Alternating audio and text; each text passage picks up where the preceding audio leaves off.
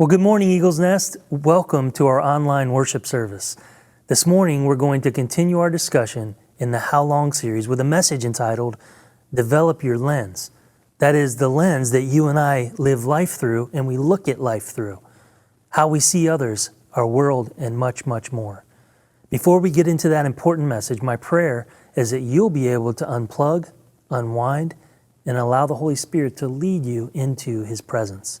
Whether you sing and raise your hands, get quiet and close your eyes, we invite you to dedicate these next few moments to Him. Let's begin with praise and worship, then our message from Pastor Bob, followed by Eagles Nest announcements. Please enjoy the service.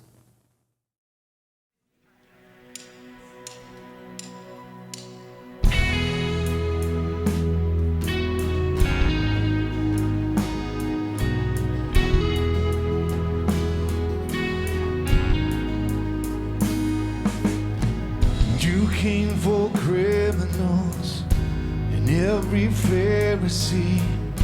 You came for hypocrites, even one like me.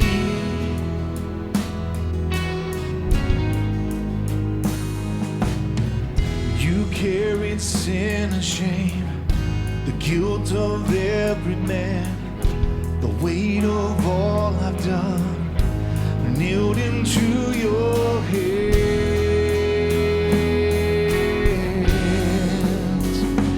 Oh, your love bled for me. Oh, your blood in crimson streams. Oh, your death is hell's defeat. A cross meant to kill is my victory.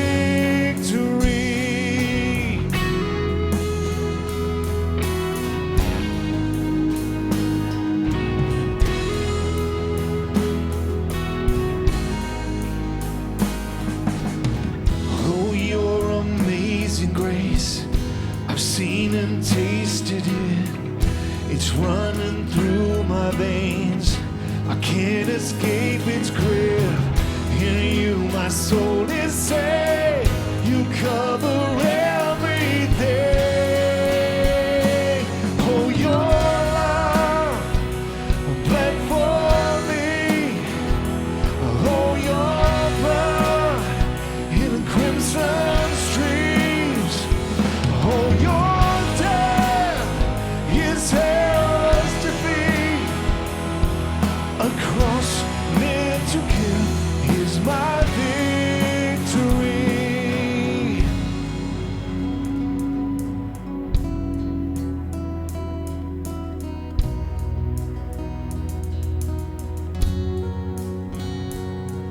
Behold the Lamb of God who takes away our sin, who takes away our sin. The Holy Lamb of God makes us alive again, makes us alive again. Behold the Lamb of God who takes away our sin, who takes away our sin. The Holy Lamb of God makes us alive again, makes us alive again. Oh, your love bled for me. Oh, your blood in crimson streams. Oh, your death is hell's defeat. A cross meant to kill is my victory. Oh, the cross meant to kill is my victory.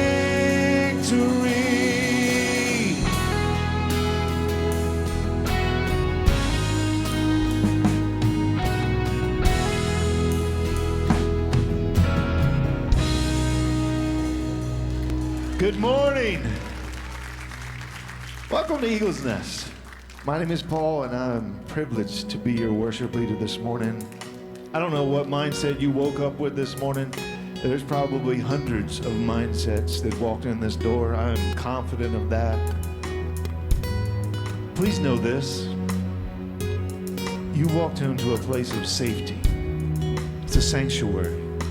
So whatever's going on in your life right now, I'd encourage you to just lay it down. It'll be there when you exit. Trust me, it'll be there when you exit. Football's not going to fix it this afternoon. Whatever it is, not going to fix it. But this, we call this our Father's house. He's here already before you got here. And he walked in the door with you. Spend some time on that this afternoon. God, we thank you for your presence here. We thank you for who you are. And we especially thank you for your pursuit of us.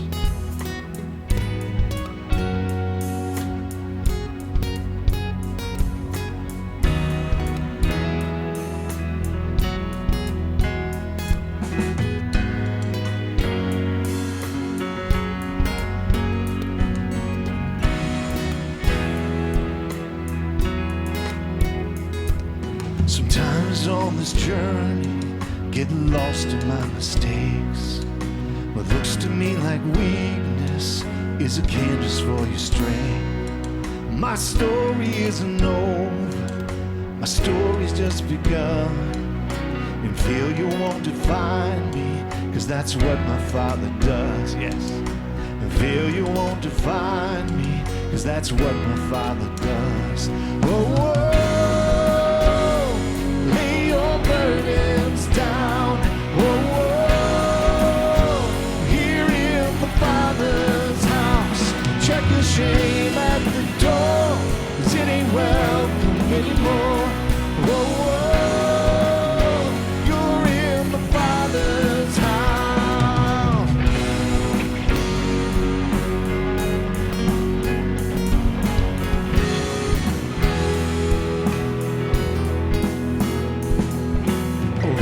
Not the end game, the journey's where you are. You never wanted perfect, you just wanted my heart. And the story isn't over if the story isn't good. Failure's never final when the Father's in the room. I said, failure's never final when the Father's in the room. Whoa, whoa.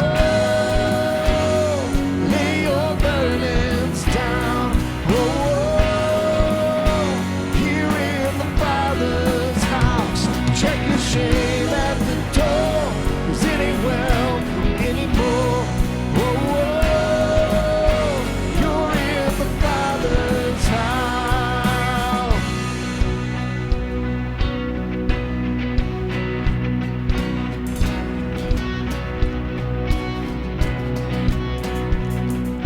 The prodigals come home, the helpless find hope. Love is on the move when the Father's in the room. Prison doors swing wide, the dead come to life. Love is on the move when the Father's in the room. Miracles take place, cynical find faith. Love is breaking through when the Father's in the room. Jericho walls are breaking, strongholds now are shaking. Love is breaking through when the Father's in the room. Love is breaking through when the Father's in the room. Whoa, whoa. Lay your burdens down. Whoa, whoa. Here in the Father's house, check your shame at the door. Is anyone come anymore? Whoa, whoa.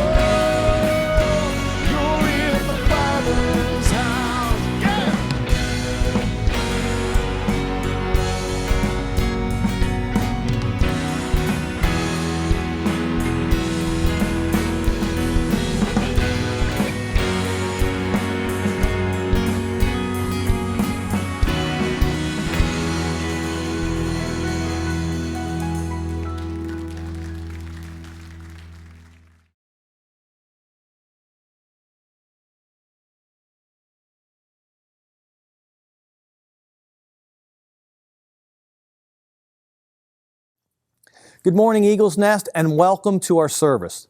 Do you remember how slow time passed when you were a kid? You remember as kids we'd start dreaming about Christmas in September, but it took forever to get there. Time, however, begins to speed up once you get out of high school. And before you know it, you hit midlife. You experience bureau disease. That's when your chest sinks into your drawers. If you haven't hit that milestone yet, great, but watch out. And once you pass 40, time begins to feel like it's moving in light speed. Hours feel like minutes, weeks feel like days, months feel like weeks, and years feel like months. Now, there's not too many things that have been good about the COVID crisis, but one thing it has done, it has made us feel like kids again because time has slowed down to a crawl. It feels like we've been in this thing forever. Today, we continue in our series, How Long? A look at God's timing. So far, we've seen that God's perspective of time revolves around rest and not work. Adam's first full day was a day off. Think about that. He not only started his week off with rest, he started his life off with rest.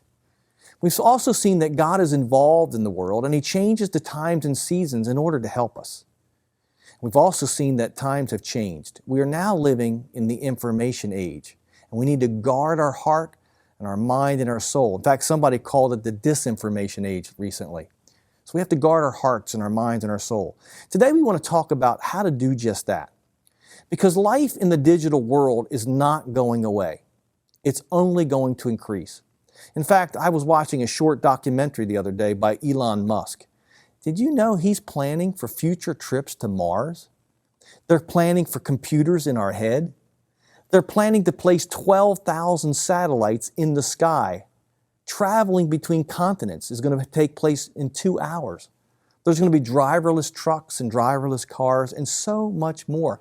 Technology is really increasing. And as we said last week, the future belongs to those who can harness technology without it destroying their lives. So how do we guard our hearts, our minds, and our souls in the digital world? Very simple. We have to draw a circle. In his book, Jesus Among Secular Gods, Ravi Zacharias writes of a conversation he had with a former Muslim man who had committed his life to Christ. He drew 2 circles and put a small dot in each of them. Pointing to the first, he said, "As a Muslim, I believe the circle to be my faith and the little dot to be my life." Then he pointed to the next circle and said, "Now, as a follower of Jesus, I have seen the difference in the cultural tension. To many Westerners," and that would be us folks, "the circle is his life and the dot is his faith." Let me say that again. To many Westerners, he said the circle is his life and the dot is his faith. In other words, the man said, as a Muslim believes his life was expendable. His faith is paramount. He says the Westerner regards his life more important than what he believes. And I quote, "That is why," he adds, "the West will ultimately be overrun. Faith in the West is sort of an extracurricular interest and a mere aspect of life for the sake of inner peace. But faith seldom enters the conscience as a conviction." Folks, that's as alarming as it is eye-opening. And that's the 4th time I said that before you got this on this tape. This is alarming, folks. But it provides us with the secret to thriving in the information age. We must develop our circle, not just our dot. Originally, what we were going to share with you today was one message, but what's coming at us is so massive, we feel like we need to slow down and cover this material a little bit more in depth. And so we're going to develop this material over the course of the next couple of weeks. Our text is found in Daniel chapter 1, verses 1 through 9. Let's read it together. "In the 3rd year of the reign of Jehoiakim, king of Judah, Nebuchadnezzar, king of Babylon, came to Jerusalem and besieged it. And the Lord gave Jehoiakim, king of Judah, into his hand with some of the articles of the house of God, and which he carried into the land of Shinar to the house of his God, and he brought the articles into the treasure house of his God. Then the king instructed Ashpenaz, the master of the eunuchs, to bring some of the children of Israel and some of the king's descendants and some of the nobles, young men in whom there was no blemish, but good-looking, gifted in all wisdom, possessing knowledge, and quick to understanding, who had ability to serve the king in his palace, and whom they might teach the language and the literature of the Chaldeans. Then the king appointed for them a daily provision of the king's delicacies, and of the wine which he drank, and 3 years of training for them, so that at the end of that time they might serve before the king. Now, from among these, or among those, are the sons of Judah, were Daniel, Hananiah, Mishael, and Azariah. To them the chief of the eunuchs gave names. He gave Daniel the name Belshazzar, to Hananiah Shadrach, to Mishael Meshach, and to Azariah Abednego. But Daniel purposed in his heart that he would not defile himself with the portion of the king's delicacies, nor with the wine which he drank. Therefore he requested the chief of the eunuchs that he might not defile himself. Now God had brought Daniel in favor and goodwill with the chief of the eunuchs. How was Daniel able to thrive in Babylon? This is what this story is telling us. Daniel and his friends and the entire Jewish nation was exiled into Babylon, but yet Daniel and his friends will thrive in this situation. He did this because he drew a circle. And he drew his circle by doing 3 things. We're going to talk about these each for this week and the next 2 weeks. First, the first thing Daniel did to develop his circle was he developed his lens. One of the keys to Daniel's success in Babylon was his lens. He entered Babylon with a lens through which he saw everything. Daniel's decision not to eat of the king's table came from his core convictions. They didn't come out of a vacuum. Daniel didn't wake up one morning and say to himself, you know what? I'm not going to eat the king's table. I don't like his meat anyway. And his wine, it's just cheap wine. I don't like it. And I'm not eating his dessert bar. I don't like that food. I'm only going to eat ramen noodles from now on. That didn't just happen. No, Daniel went into Babylon with some core convictions. A core conviction is more than just a belief. It's a belief that affects how we live our daily lives. It's a belief so important to us that we're willing to suffer for it. It's a belief that's so important that some are even willing to kill for it. However, for a Christ follower, this isn't an option unless in war. Our core convictions are what we really believe. Our core convictions are our faith. For Daniel and his 3 friends, faith was the circle and his life was the dot. As we saw, the problem with the West, according to the former Muslim man, is that for Westerners, faith seldom enters the conscience as a conviction. Faith is an extracurricular sport, something we engage in for inner peace. Folks, this is not going to get it done for us in the new digital age. We and our children will be swept away by the coming tide of culture if we don't develop our core convictions. That's how Daniel survived and thrived in Babylon. Faith wasn't the appetizer, it was the main meal of his life. His faith was the circle of his life, and his life was the dot. His faith was paramount, and his life expendable. Daniel's core convictions came from his worldview. Our worldview is how we see the world. I saw this the other day. I was looking for illustrations from pictures to illustrate worldview, and I found this picture drawn of a cat over the continents of the world, and it basically says that the picture of the world is of a cat playing with Australia. It's kind of funny. But it does illustrate the reality that you and I have a picture of the world. We have a lens through which we see life in our world. And I would bet that this person that drew this picture probably had cats because how we see the world is affected by our lens. It's our set of assumptions about life and about how life works. Some have defined it as the sum total of our beliefs about the world. It's the big picture that directs our daily decisions and actions. It's the big story, the overarching story in which we contextualize our personal lives. Everyone has a worldview because it answers life's 4 most important questions. Everyone grapples with these questions. Every one of us will answer these 4 questions at one time in our lives or another. The first question is, where did I come from? This is the question of origins.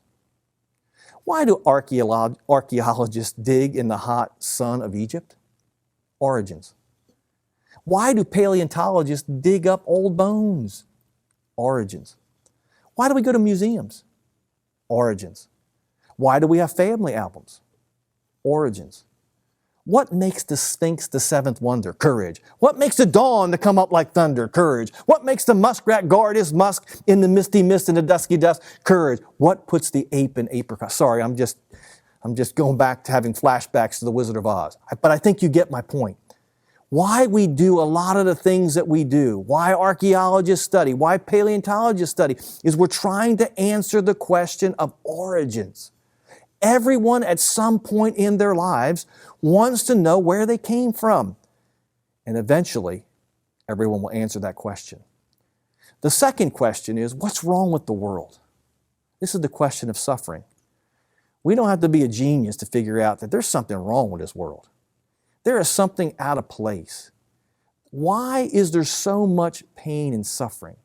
Why is there so much, sometimes when you're on the freeway, so much stupidity? We ask those questions. The question of pain and suffering is the number one reason why people struggle with belief in a loving God. This was the case with Albert Einstein. When he looked out at the world and saw all the suffering, he had a hard time believing that there could be a loving God that created all this. He could not reconcile the idea of God being loving and the reality of suffering.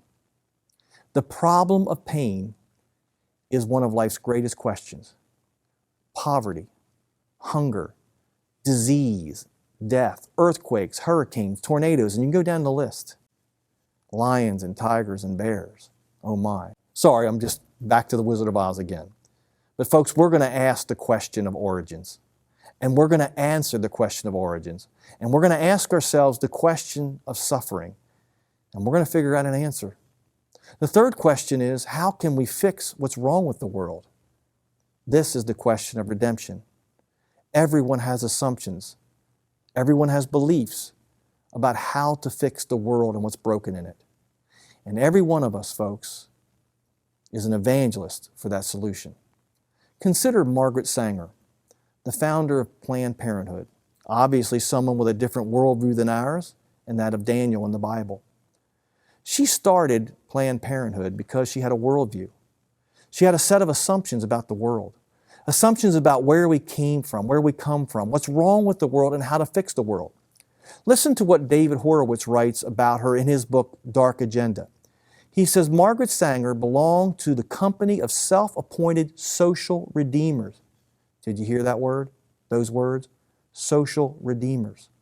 A eugenicist, she believed that the world's problems of poverty, hunger, and war stemmed from the fit having too few children and the unfit having too many. Margaret Sanger had a worldview. She had assumptions about origins, Darwinian evolution. The fit is our Darwinian term. She had assumptions about what's wrong with the world. The unfit are producing too many offspring, which, by the way, is a point of tension for Darwinian evolutionists, because only the fit are supposed to survive. But that's another message. Just like Daniel, Margaret Sanger had core convictions that came from her worldview. And our worldview will form our core convictions. And Margaret Sanger's worldview is the prevailing worldview in digital Babylon. The fourth question that is answered in a worldview is, where are we headed? This is the question of destiny. When speaking about the future, the great theologian Yoda said, difficult to see, always in motion is the future. Eventually, every one of us will decide for themselves what they believe about the future. Ravi Zacharias writes, very recently, a Russian business tycoon gave Stephen Hawking $100 million. Yes, $100 million towards his endeavor to find extraterrestrial intelligence. Hawking has opined that it is critical for us to find them before they find us. saying that if we don't find them before they find us, they could wipe us out of existence. $100 million is a lot of money. And all that money is spent on a worldview. I'd like to say to this business tycoon that I could show him intelligent life for 1/100th of the $100 million. Okay? Do it for less than $100 million. $1 million is all it would take, and I could show him the answer to this question. Like all of us, Daniel asked and answered life's basic 4 questions. He had a worldview. And like ours, his worldview did 3 things. First, it framed what he experienced. Our worldview interprets what we experience in life. When we buy a nice picture, we like to put it in a frame. Here's a picture of the world. There's a frame around it. That's a worldview. That's what a worldview does. It frames what we experience in life. When something happens to us, we tell ourselves a story. That story isn't what happened. It's our interpretation. It frames what happened to us. For instance, let's pretend that you and I meet in my office next week. And after in our meeting, you and I get in an argument. And we can't settle the argument in the meeting, so we decide we run out of time and we have to schedule another meeting. But that night, both of us are at the Food Lion or the Walmart or the Giant, whatever store you food shop in, and each of us are at the end of an aisle. You see me and you wave to me, but I don't wave back to you. What do you assume? That assumption is your story. It's a framing of what you saw. And most of us would assume that I'm still mad at you. But that is not necessarily true. To find out the truth, you have to ask me.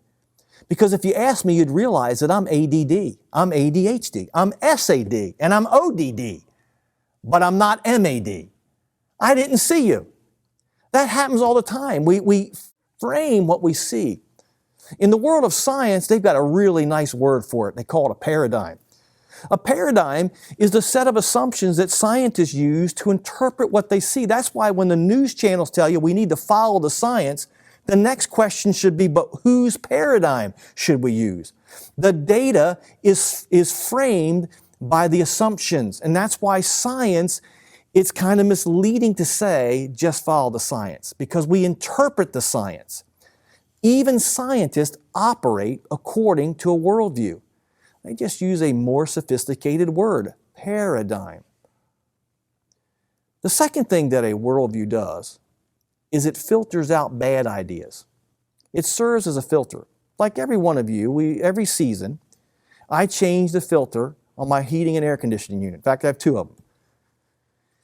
And when I take that filter down, it's amazing how filthy it is. I mean, it's been filtering air for 3 months, and it's filled with dust.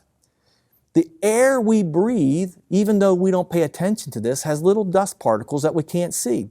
The filter filters most of them out. Some of them get through, but it filters out most of them. And that's what a worldview does for us, except it does it with ideas. It filters out those ideas that are not consistent with our assumptions about life, the things that we believed about life, but we have not proven. It filters out those ideas and it pushes them to the side. For instance, for centuries, the world believed that the sun revolved around the earth. And any ideas contrary to it, we would filter it out. Their worldview, their assumption about the world was that the sun revolved around the earth. And then came along Copernicus. And he began challenging that idea between 1473 and 1543, but few believed him. Why? They had a worldview. Even the scientists of the day, they had a filter, they had a framework that kept kicking out that idea. It took an entire another generation or 2, depending on how you count generations, to correct that bad idea. Galileo comes along sometimes later. He was born in 1564 and lived to 1642. And he had to stretch people to believe that the earth or that the sun did not revolve around the earth. Why did it take so long to correct something we now know wasn't true? Because the idea that the sun revolved around the earth had become a faith. It had become a dogma. It became something they assumed to be true without figuring out or testing whether it was true or not. It became the foundation, which is the third thing that a worldview does for us. A worldview not only frames what we see and experience, a worldview not only filters what we see, our worldview becomes the foundation upon which we build our lives. Our worldview becomes our faith. Everyone has a foundation. Everyone has a faith. Everyone has something they put their trust in to tell them how life really works. Today, many people put their faith and trust in science. This is called scientism. Science is the study of the world that we know through observation, and it's brought us many wonderful things. But scientism claims that it's not biased, that it looks at things honestly, that it doesn't filter things. But in reality, scientism has a worldview. With that worldview is its faith. Because like the rest of us, science has to interpret what is seen. It doesn't always get to see things directly. And so to do this, they have developed a set of assumptions, a worldview. They just like to use another big word. It's called presuppositions. Presuppositions are just a worldview that scientists filter and frame what they see. It's their faith. You don't believe me? Then listen to Princeton PhD David Berlinski in The Devil's Delusion. And by the way, he's a scientist, an agnostic, and a secular Jew. He says the hypothesis is that we are nothing more than cosmic accidents has been widely accepted by the scientific community. In other words, that's an assumption. It's a faith. He says, figures as diverse as Bertrand Russell, Jacques Monod, Steven Weinberg, and Richard Dawkins have said so. It is an article of faith. That's a quote. That's David Berlinski. It's an article of faith that everything that happened by an accident.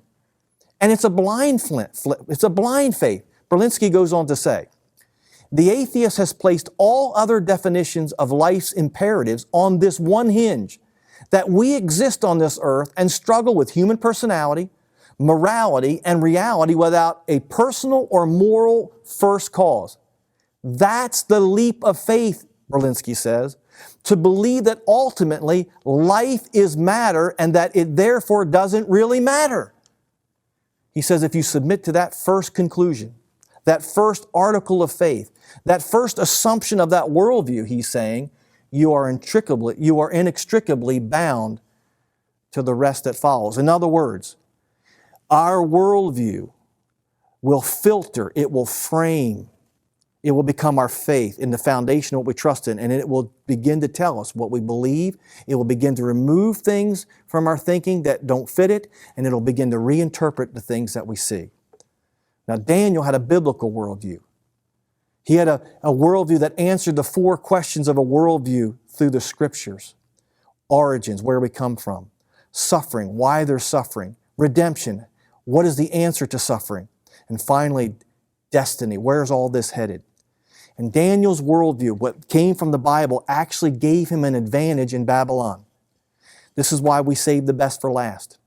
In Daniel chapter 120, the Bible tells us that Daniel's worldview prepared him for success. The Bible says in all matters of wisdom and understanding about which the king examined them, he found them, that's Daniel, Meshach, Shadrach, and Abednego, he found them 10 times better than all the magicians and the astrologers who were in the realm. 10 times better. Now, why this is so important is that as a leader, I do a lot of study and I pay attention to things that are going on in the culture. And I'm hearing leaders in the church leaders, are beginning to say things like we don't need to hold to a biblical worldview, that having a biblical worldview is a disadvantage. And that's simply not true. Having a biblical worldview is not a disadvantage when we go out into the workplace. Having a biblical worldview is an advantage. It's our edge. It was the advantage for Daniel and his friends. And it's an advantage and an edge for us. The real problem today is that too many Christian leaders do not have a biblical worldview. Their filter is porous. They'll let any idea in. It's not filtered through the lens of Scripture. Their frame is broken and their faith is blind. Folks, the reason I'm saying this so strongly is this simply won't cut it in digital Babylon. As we surf the internet, as we go on the internet and see all kinds of ideas, we need to be intentional about developing a biblical worldview that can frame and interpret what we see. that can filter out bad ideas and know what to trust in. I'm 57 years old. I've got all kinds of experiences in life. And there's only one thing I trust explicitly in our world today, and that's the Scriptures. And even then, I have to be careful that I don't misread what they say. But folks, this book has never let me down. This is a foundation that you can build your life on. You do, and I do need to be careful about how we interpret it, because we can misinterpret and misrepresent this book. When this book is properly approached, it will not let you down.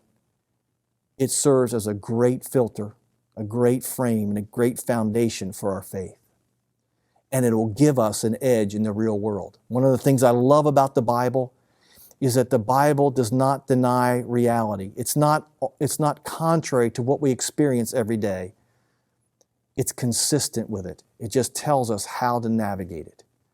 Daniel was prepared by his biblical worldview to deal with what was in Babylon. Daniel's worldview not only prepared him, it promoted him. In Daniel chapter 2, verse 48, it says, "Then the king promoted Daniel and gave him many great gifts and made him ruler over the whole province of Babylon and the chief administrator over all the wise men of Babylon." Let me put it in today's language. Daniel got the promotion. He got the office in the corner. He got a pension plan. He got a company camel. And he got to choose his own team. Not a bad day's work. All because he developed a lens. All because he developed a biblical worldview and formed core convictions from that which would determine his course of action. Which leads to the third thing his worldview did for him and gave him an advantage. It not only prepared him, and not only protected, and not only promoted him, it protected him. There were a lot of new dangers in Babylon, just as there's a lot of new dangers in digital Babylon. When Daniel said no to the king's table, he was really saying no to many things that his Babylon had to offer for him. And folks, as we go out into digital Babylon, and I'm not saying we should not go into the internet. I'm not saying that we should retract from society and not use the technology that's coming forth. What I am saying is, folks, we need to guard our hearts. There's going to be some things we have to say no to, and there's going to be things we say yes to. How will we know the difference? By developing our lens. Daniel thrived in Babylon because he developed his circle. He developed his core convictions, which determined what he would and wouldn't do. His core convictions came from his worldview. His worldview came from the Bible, and it filtered and framed his experiences while giving him a firm foundation to build his life on. His worldview gave him an advantage in Babylon, preparing him for the many temptations that he would find, promoting him because he made him better at dealing with real life issues, and protecting him from the things that wanted to take him captive. Folks, we can thrive in digital Babylon. A biblical worldview gives us an advantage. It gives us an edge. Through it, we can harness technology and thrive in the new information age, which I said some call the disinformation age. How will we discern between true information and false information? We need a biblical worldview. We need a lens. Next week, we're going to give you another key to thriving in the information age. Now, let's close our service together in a song, followed by Pastor Jay and what's happening here at the Nest. Be safe, and God bless you.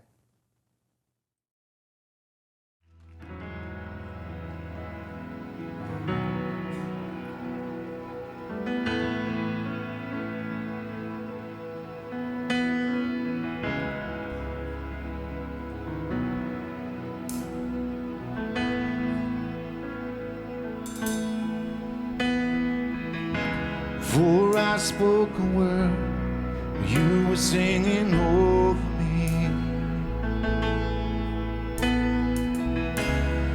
You have been so, so good to me. Before I took a breath, you breathed your life in me. You have been so, so kind to me.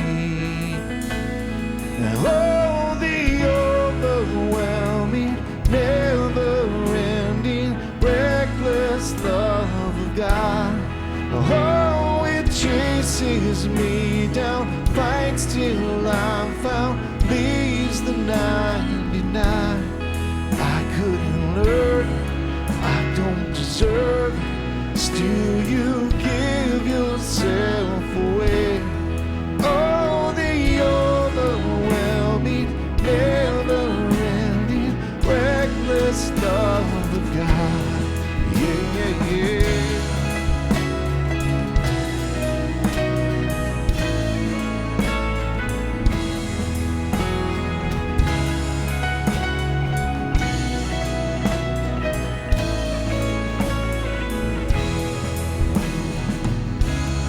When I was your fool, still your love fought for me.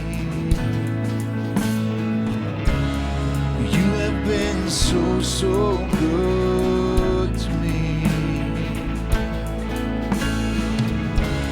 When I felt no worth, you paid it all for me.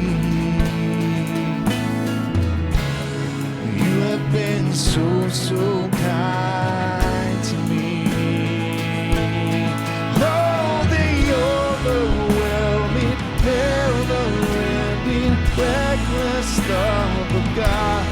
Oh, it chases me down, fights till I'm found, leaves the 99. I couldn't earn, I don't deserve, still you give yourself away. Oh, the overwhelming, never-ending, reckless love of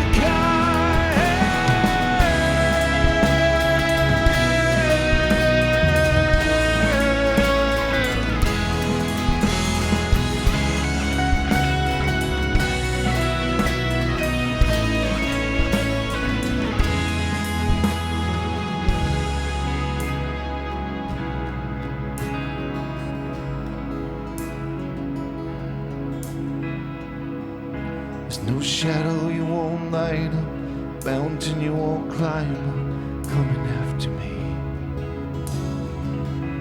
There's no wall you won't kick down, lie you won't tear down, coming after me. There's no shadow you won't light up, mountain you won't climb up, coming after me.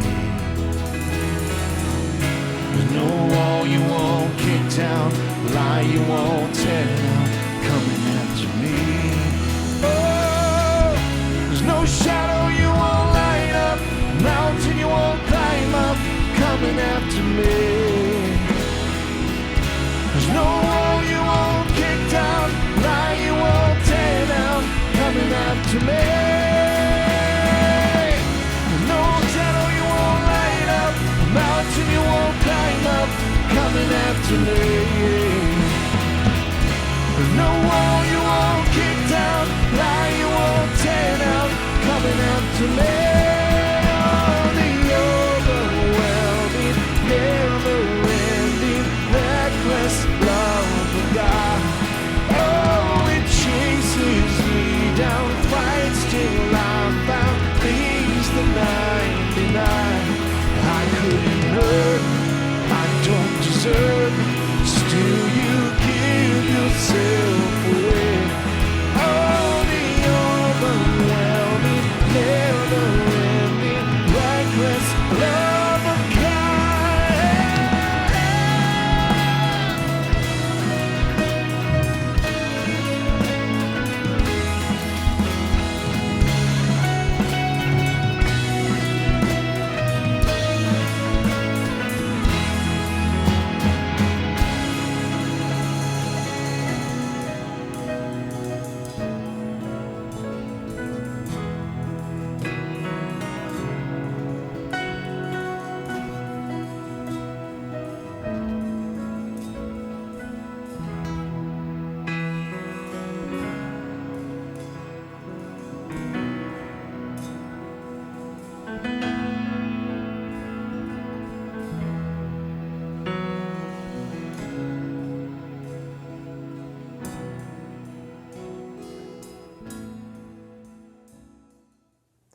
How are you filtering life? We all should be challenged to know and strengthen our biblical worldview so that anything we take in, whether it's through social media feeds, online content, news channels, TVs, or movies, it can be filtered properly. Everyone has a worldview. It's up to you and I to discern what lens something's being presented to us under and guard our hearts.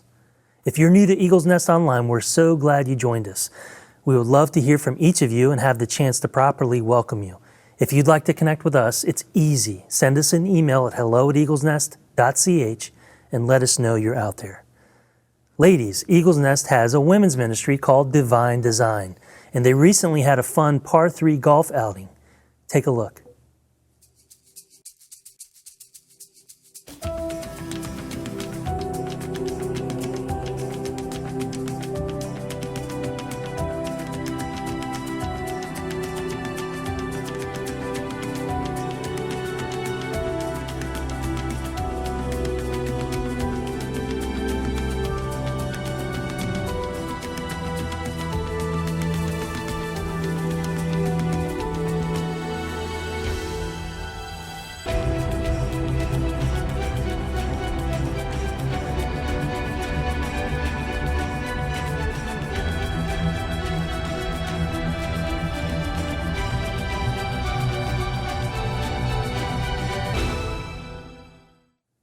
And thank you to Bob and Wendy, the owners of Shamrock Par 3, who also attend church here.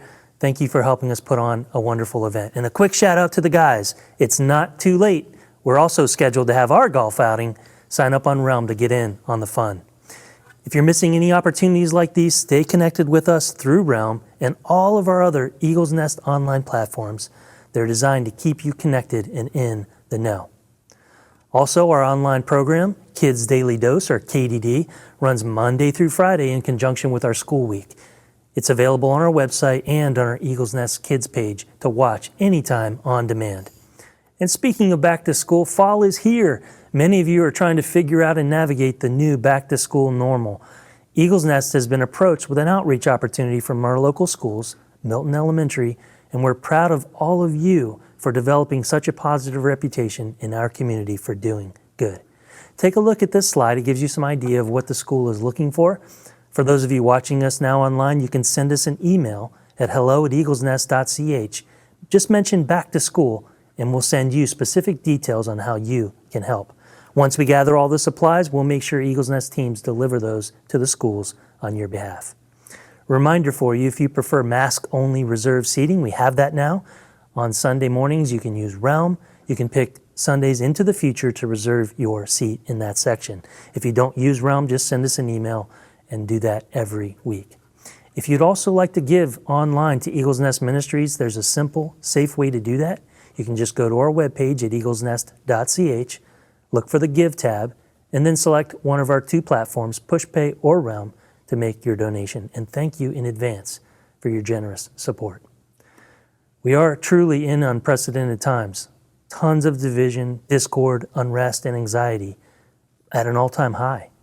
It's impacting every one of us in different ways. If you're struggling and you need prayer, or you'd like to learn more about how to develop your biblical worldview through a better understanding of the gospel message, please reach out to us today. Send us an email at hello@eaglesnest.ch and one of the pastors will reach out to you. You don't have to battle life alone. Everyone, please join us next Sunday as we continue in our sermon series, How Long? Have a great week, and we'll see you then. Take care.